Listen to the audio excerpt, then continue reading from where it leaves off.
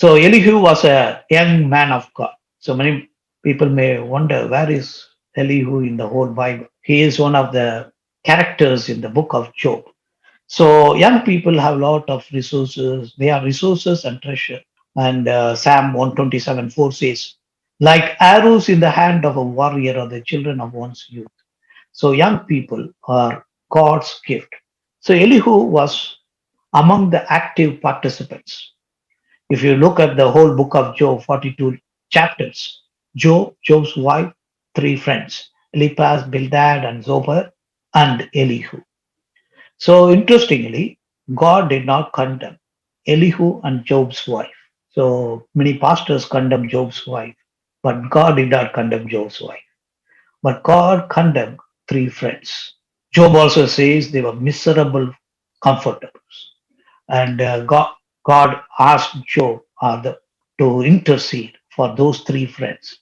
And then God rewarded them or exempted from the severe punishment they were going to have. So Job, Job's wife, and Elihu, these three can be one side, the other side, the other three friends. But anyway, we are going to see only Elihu.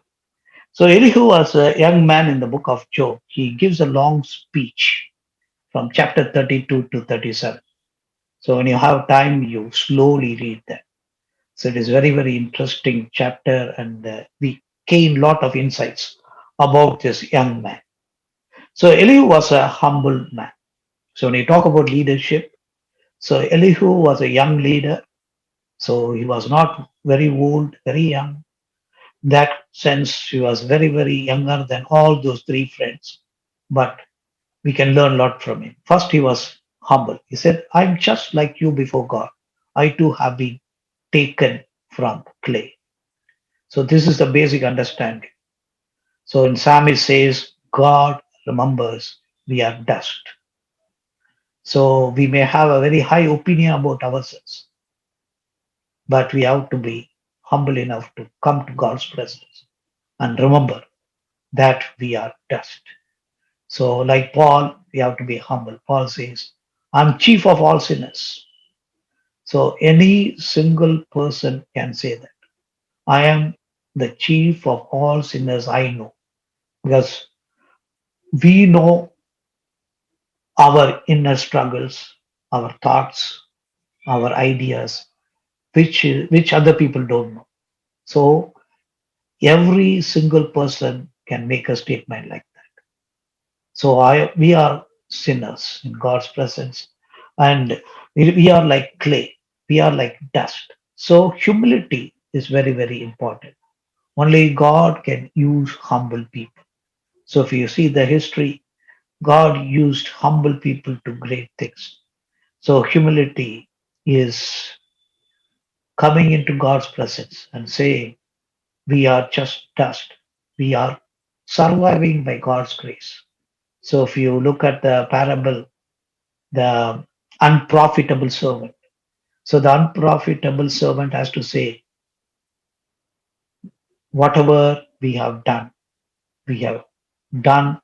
according to our duty. So that means nothing to be proud of.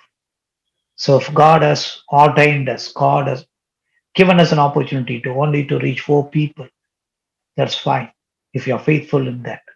So God, after reaching four people, we have to say yes. We are unprofitable servants. God helped us to reach four people. Same way, if you are reaching 4 million people, you have to say the same thing. I'm unprofitable servant. God gave me more resources, I did more. God gave me more opportunities, I did more. But ultimately, it is God's grace, God's resources, we do that. So that kind of humility is needed. That is, Elihu was humble. So the model is humility of Lord Jesus Christ. Incarnation is stepping down. Incarnation is stepping down. So ministry and mission is always stepping down. So Lord Jesus Christ was born in a cow shed. He could have chosen any palace, any part of the world, any city. So he chose an insignificant city, and that too where the animals stayed. So that is stepping down. So he set aside everything and stepped down.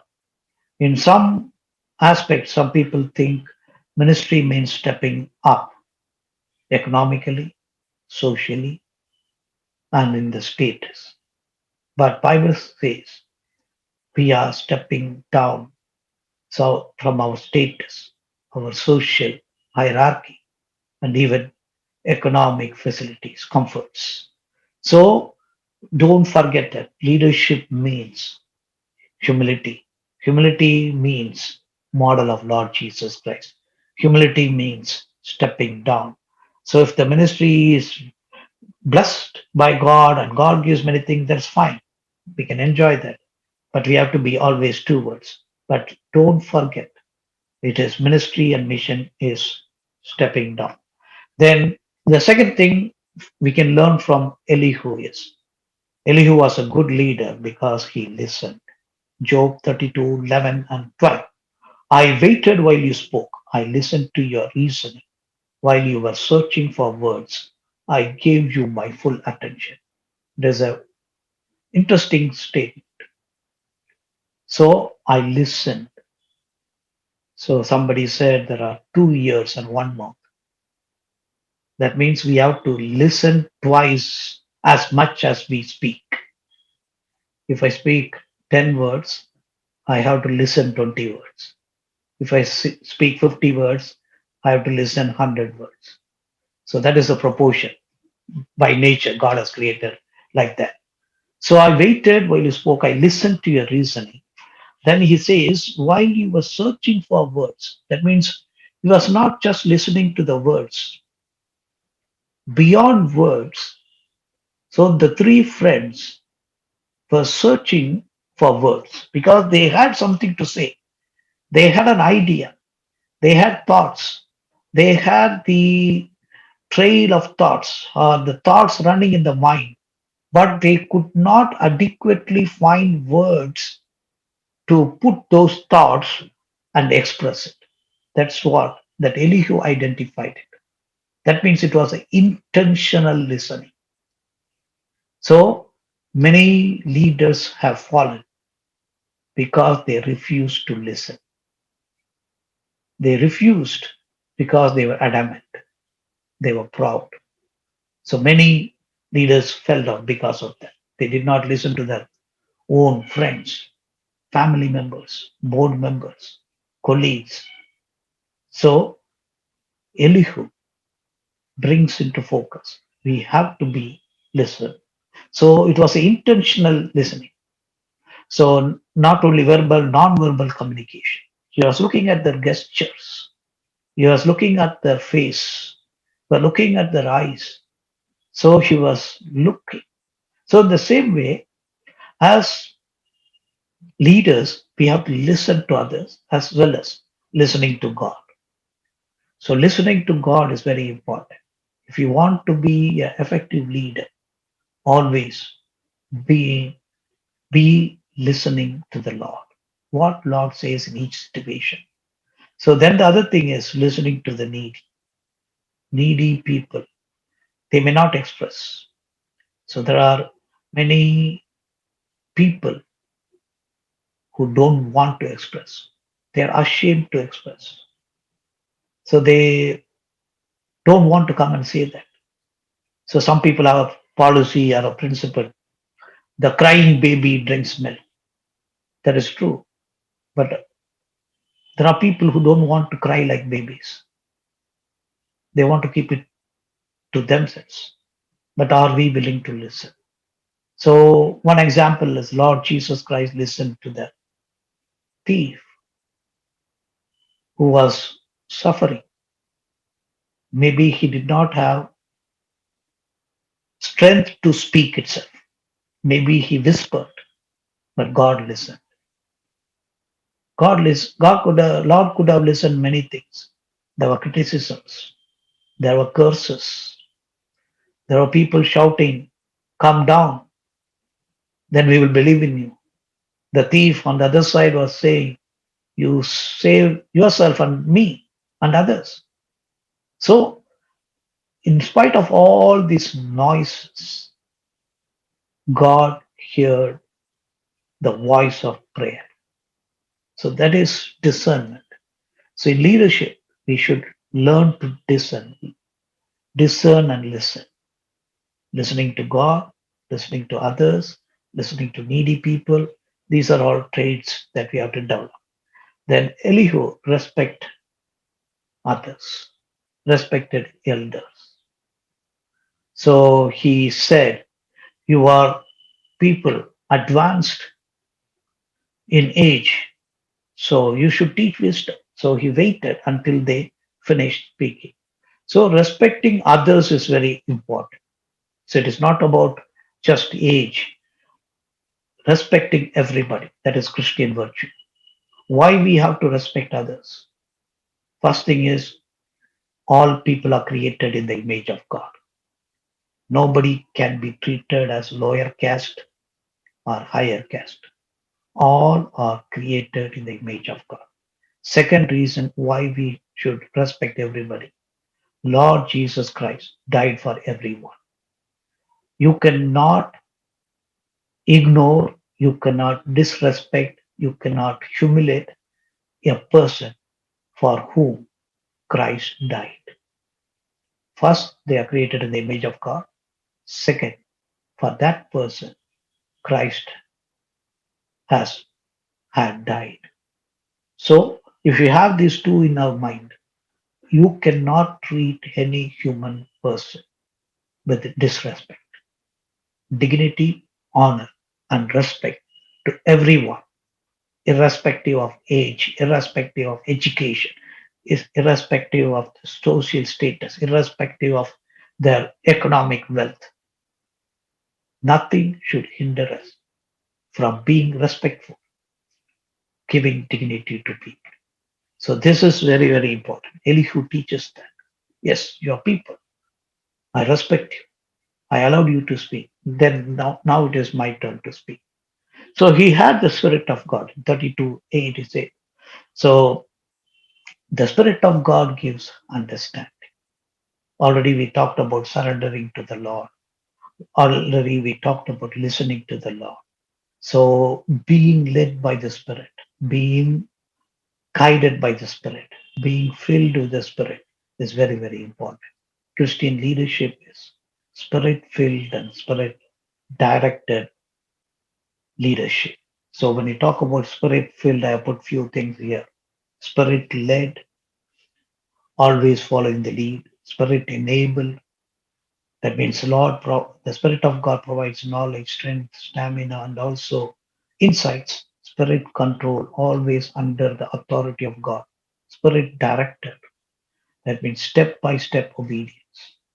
Then Spirit guided, continue to know only the next step and depend on His guidance. Then Spirit empowered, authorized to work on behalf or represent God. We are ambassadors. Then the fifth thing we see about Elihu is he was jealous for the Lord. It's zeal. So he says, I'm like a bottled up wine, like new wineskin ready to burst. So this is very, very important to understand. The zeal is important. So to work for the Lord, to have the zeal, zeal means passion. So you may have vision.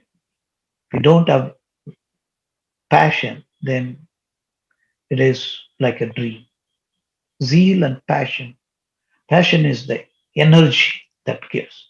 So you may have intelligent quotient and emotional quotient and spiritual quotient, but vision, no passion, it is a dream. Calling, no passion, it is income for survival. Mission, no passion, it becomes a maintenance mode and it will be like a become a monument. It will not be a movement, it will become a monument. So we have to be careful to understand that zeal or passion is essential. So without passion, we cannot move ahead. So Elihu had the zeal.